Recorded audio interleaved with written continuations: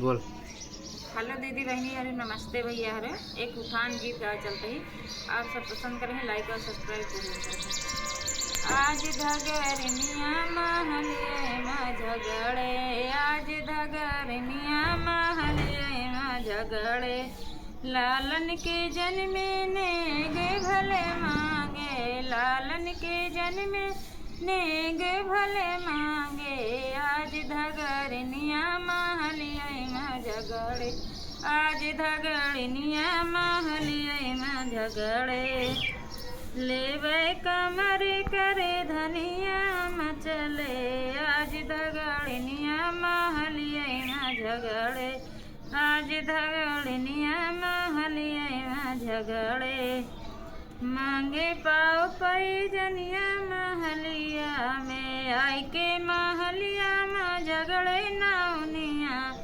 आई के महलिया माँ झगड़े नाउनिया,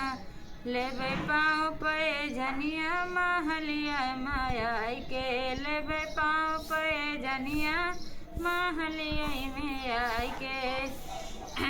आज झगड़े धगरनिया महलिया में आई के, आज झगड़े धगरनिया महलिया में आई के महलिया मामा चले मालिनिया, आई के महलिया मामा चले मालिनिया, आई के महलिया मामा चले मालिनिया, लेबे लटे कनिया महलिया माया के, लेबे लटे कनिया महलिया माया के,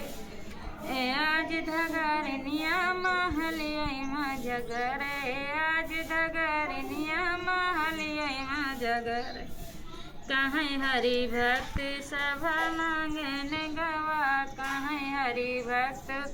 सबय मांगे न गवा, कहीं हरि भक्त सबय मांगे न गवा,